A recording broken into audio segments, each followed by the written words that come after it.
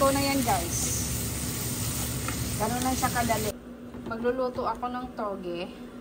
So, ang pangsahog ko sa toge ay ito lang. Napakasimple. Gagawin ko dyan is i-season muna siya. Parang naparami ata. So, i-season siya. And then, pagka-season ay kukunti lang yan, kakarampot. Dapat ganyan. Para manunuo talaga yung lasa. Yung nagigil ka lang. Ganon. Tapos, hayaan lang natin yan siyang masipsip niya yung pinagsisiso natin. Okay? Itong kawali, walang mantika yan.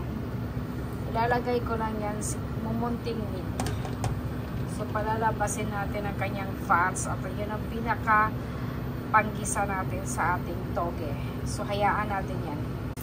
So, naglabas na ng mantika yung meat. Ito yung pinaka gagamitin kong set aside. Ilagay natin yung sa tabi. And then, ilagay ko yung buong toge. 200 grams. Pagkalagay kay toge is huwag nyo i-overcook yan. Kasi pag na-overcook na, haluin lang siya ng saglit.